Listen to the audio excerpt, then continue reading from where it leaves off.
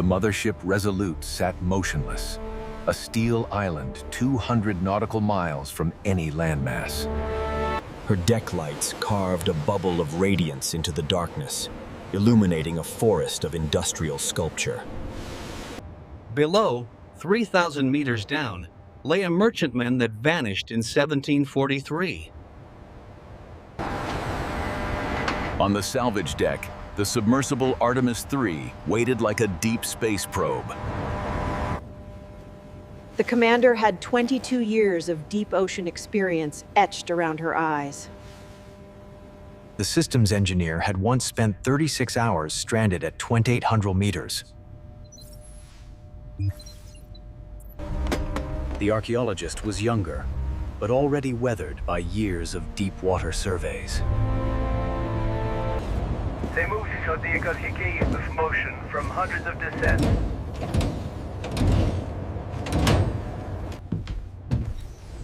Inside, the sphere resembled a spherical monastery cell lined with instruments.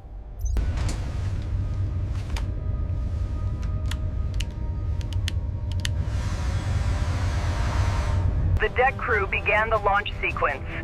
The cradle lifted the submersible clear. Through the viewport, they glimpsed the mothership, rising like a cliff face. The descent began without ceremony. Water closed over the viewport. She activated the floods, revealing a universe of suspended particles, marine snow. Each fleck caught the light and held it briefly, before tumbling into darkness. The pressure mounted. 10 bar, 20, 30. The hull made small adjustment sounds. Bioluminescence appeared.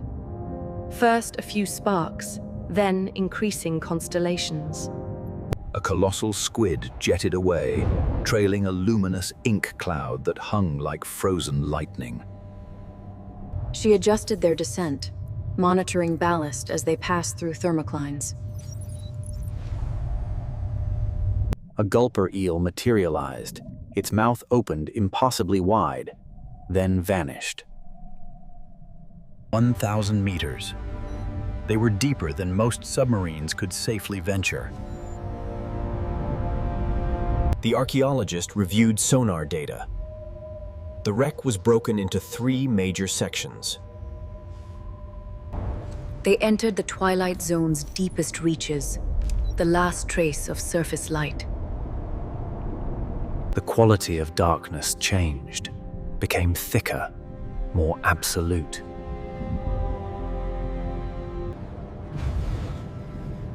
The hull made occasional sharp pings as metal adjusted to impossible forces. At 2,800 meters, she killed their momentum and hovered. On the display, the wreck emerged. The central section showed the void of cargo holds. They began their approach. The seafloor was red clay and the shells of millennia. Life existed even here. Pale sea cucumbers crept. Spider crabs picked with mechanical precision. A Dumbo octopus pulsed slowly past, its body translucent in the LED glare. The wreck resolved from darkness like a photograph in developing solution.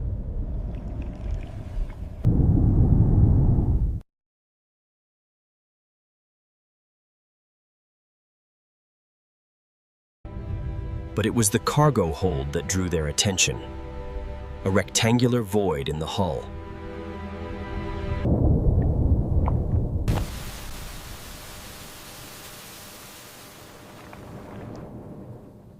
They returned light in brilliant, unmistakable flashes.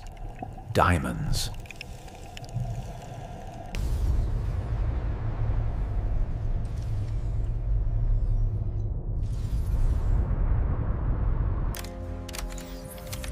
The engineer began documenting, building a photogrammetric record. The real challenge lay ahead: recovery. He maneuvered the manipulator arms. He positioned a collection cage on the seabed. Sediment billowed in slow motion. The grippers closed around individual diamonds with pressure measured in ounces. The process was agonizingly slow. A stone that would take seconds required 2 minutes. Hours passed in this fashion. His world reduced to the viewport and the control interface.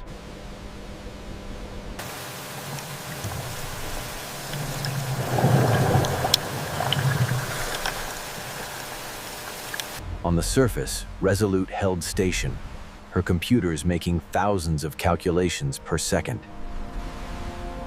When the first cage was full, he sealed it.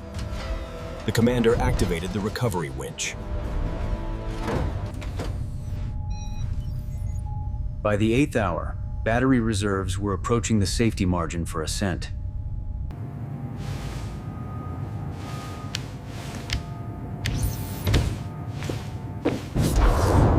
They dropped iron weights, and Artemis III began rising. The ascent required more time. The weight of the abyss felt lighter on the return. They paused. In reduced illumination, the ocean's bioluminescence became a constant flickering. At 1,000 meters, dawn began to penetrate from above, a subtle reduction in darkness. At 300 meters, they could see the surface, a shifting membrane of silver light.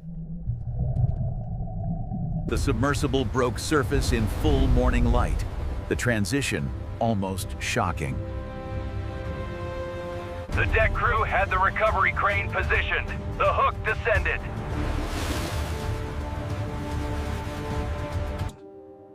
The crane swung her inboard before the sphere had fully settled.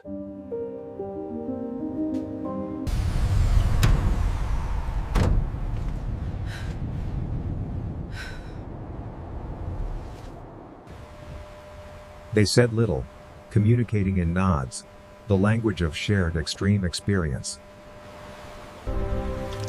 But the dive was only half the mission.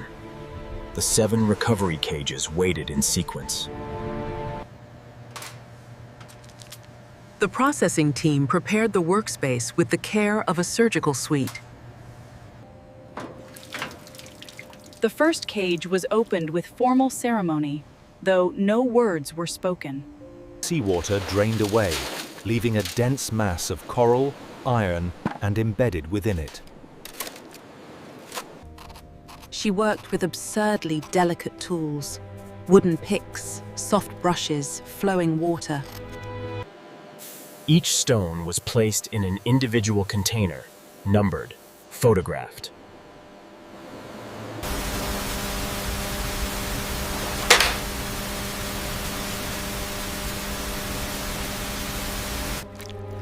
Colors ranged from perfectly clear to faint yellow to rare stones with blue or pink tints. As the day progressed, the scale of the find became undeniable. The first cage yielded over 600 stones. Extrapolating, the total cargo approached 30,000 carats of gem-quality diamonds. As evening approached, the financial calculations seemed almost irrelevant.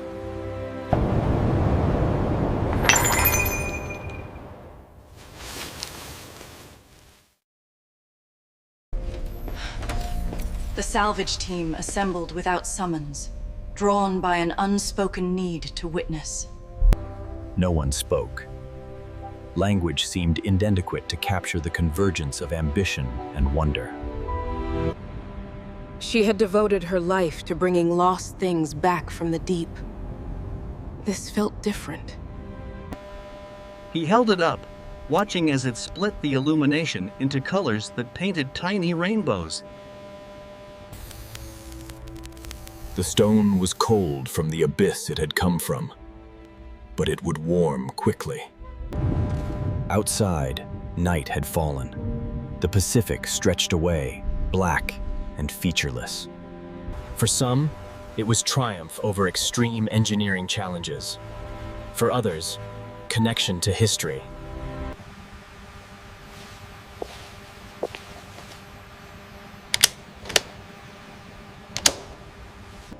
She switched off the lights, leaving the diamonds in darkness, more profound than the ocean floor. Above, the stars emerged in their ancient patterns. Below, the abyss kept its secrets.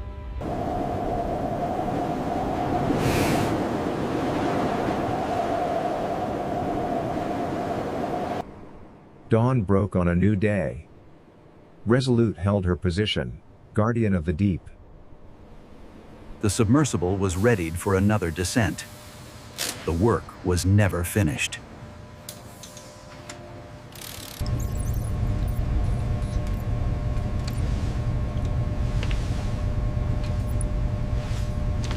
He worked to connect the digital wreck with the historical record, piecing together her final moments. The match was near perfect. 3 centuries, and her form was still recognizable. And then he realized the whale was actually just a submarine. You're kidding me. Best prank ever.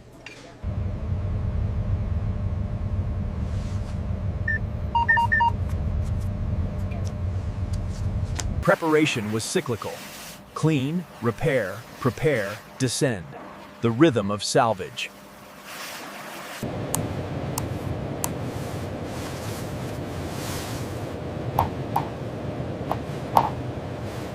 For a moment, she was alone with the scale of it all. The ocean, the depth, the endeavor. The stern holds promise. Sonar shows intact structure. Possibly more chests.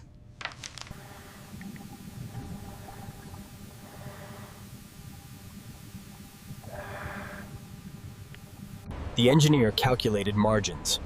Every minute deeper required power, air, and safety buffers.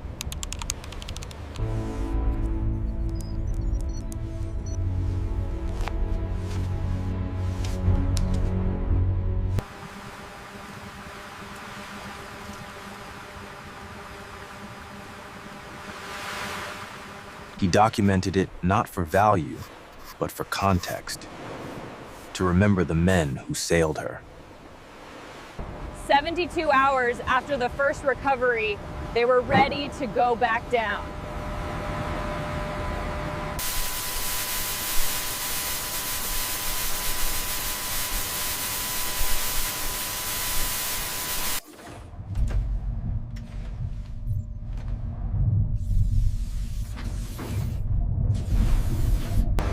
The second descent began. The world outside the viewport shifted through the same spectrum. They sank through the remembered layers, the ocean's zoning now familiar, yet no less immense.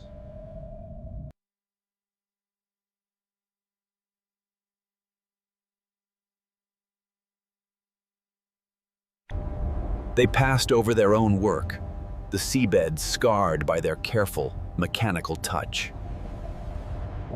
The stern lay in a deeper sediment drift, better preserved by the cold, pressing mud.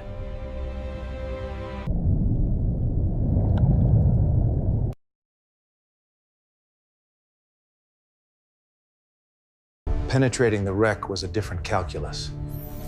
The structure could be fragile, unstable. The sonar showed solid timbers, petrified into stone by pressure and time. It was stable. She nudged the sub forward. The lights entered a space no light had touched since 1743. They were inside. The world became intimate, claustrophobic, achingly historical. The manipulator, a tool of the far future, reached for an artifact of the distant past. It was a navigator's divider, used for plotting courses on charts under candlelight. This was not treasure for an auction house. This was treasure for a museum. Then, bottles. Their contents long since replaced by seawater, their purpose preserved in form. They withdrew, leaving the cabin to its silence. They had taken only a fragment, a memory. The mission plan called for one more cargo check. Sonar had hinted at another anomaly.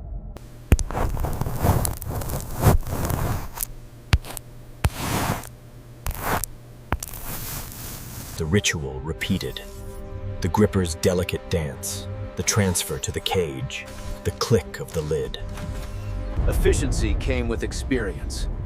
They had recovered the new cache with time to spare. They left her as they found her, broken, majestic, holding her remaining secrets close.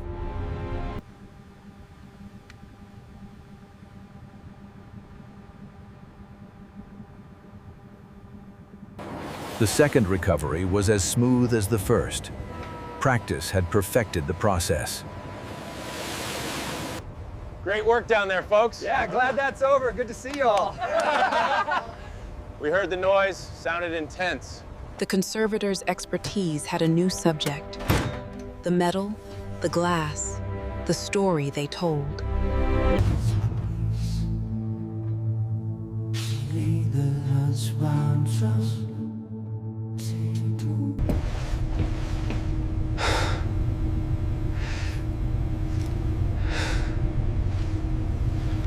The work continued.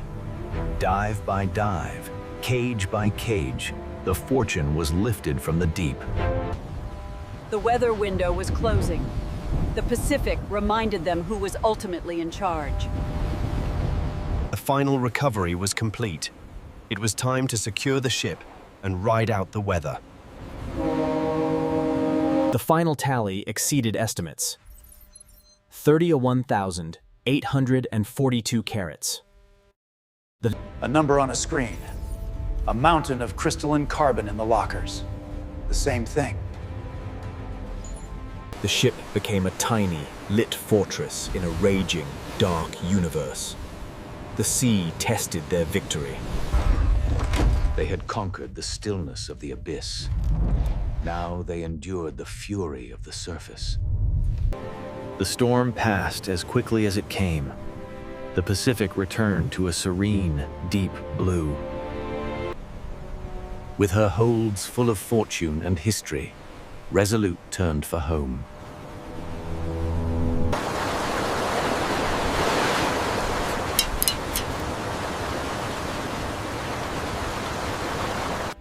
Its journey would continue, from the abyss to a display case, where it would tell a story. Each successful mission added a flag. Each flag was a story of depth, darkness, and retrieval.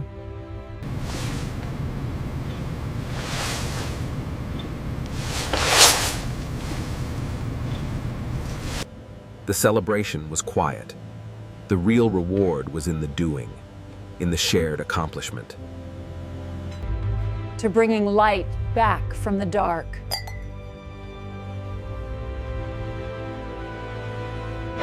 Land approached, the world of noise and crowds and accounts. The deep sea silence was ending. She looked back at the empty ocean, already thinking of the next deep, dark place, and what it might hold.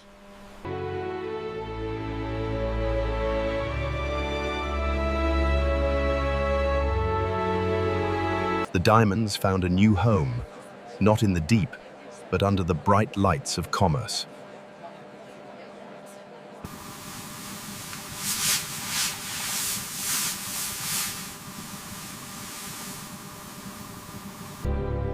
The auctioneer's calm voice would translate centuries of sleep into modern currency. The gavel fell. A number was called. A fortune changed hands in an instant. His world remained with the silent artifacts, the pieces that spoke of life, not wealth.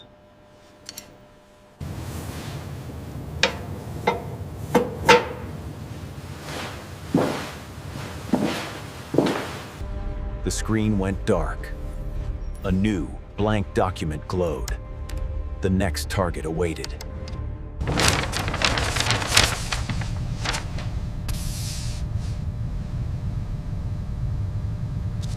She remembered the feeling, the focus, the quiet, the shared purpose inside the sphere.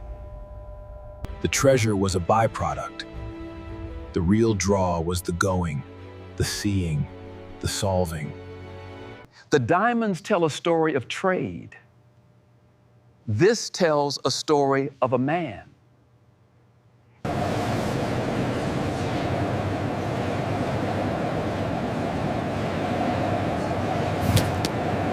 The exhibit opened quietly. It told the full story: the ship, the sinking, the recovery. Her work was complete. The objects were preserved, their stories told for generations. The private darkness of the abyss had been translated into public light and learning. She still needed to be on the water, under the stars, with a machine built for depth. Every dive was practice. Every test honed the skill the abyss demanded.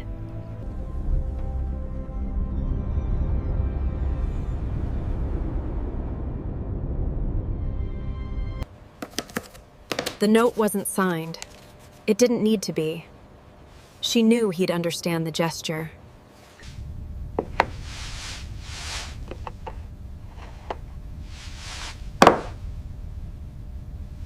The ship was a tool, a home, a fortress. It had carried them to the edge and back. The plans were more ambitious. The depths were greater. The technology was pushed further.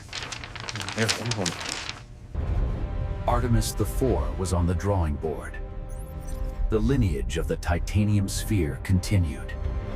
We'll need a wider field of view for the next one. Her mind was already there, in the future dark, looking out through that new window.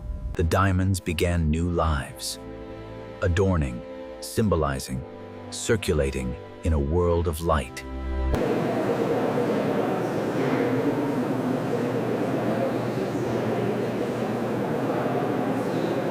The proposal flew into the digital ether. A new dream was now a plan awaiting approval.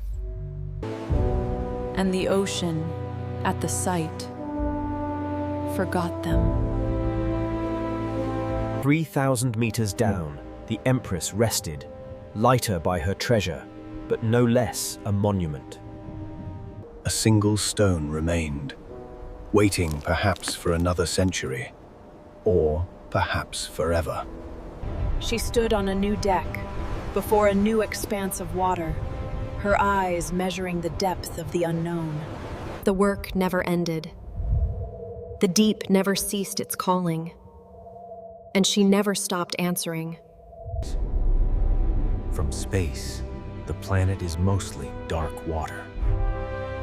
And in that darkness, The number held the risk and the allure. Deeper meant harder, more expensive, more glorious. We have the coordinates. We have the sonar shadows. We have the technology to reach her. He saw the proof in her eyes, not of greed, but of a relentless, quiet curiosity. he sought the human scale again.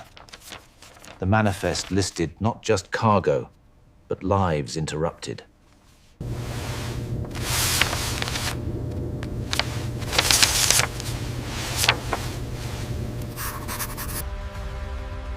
The new sphere was a blank slate, a promise of safety in the even greater pressure to come. Perfection was the only acceptable margin. At 3,800 meters, there were no second chances. She stood in the void where the future would happen. She imagined the black water outside this new window.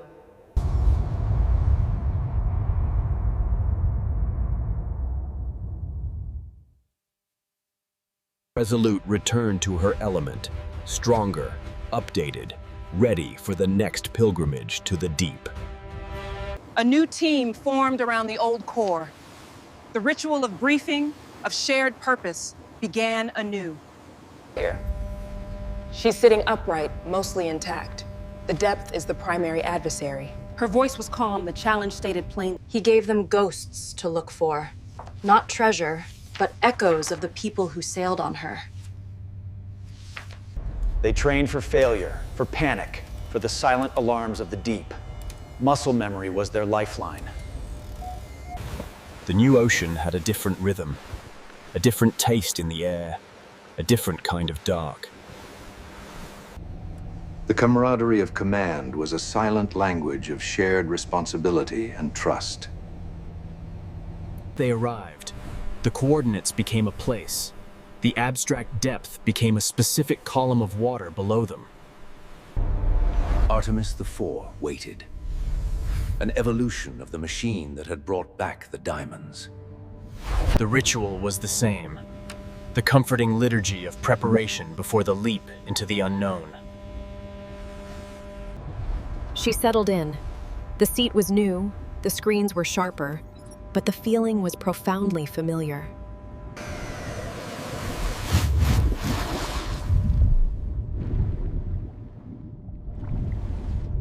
They sank into a new abyss. The same laws of physics, the same descending silence. The life here was different, adapted to this specific dark, this specific cold. His anticipation was not for glitter, but for leather, cloth, paper, things the sea usually devours. The pressure was a living presence now, a giant's hand testing the integrity of their sphere.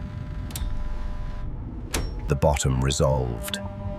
Not a flat plain, but a sloping, alien landscape. And there she was.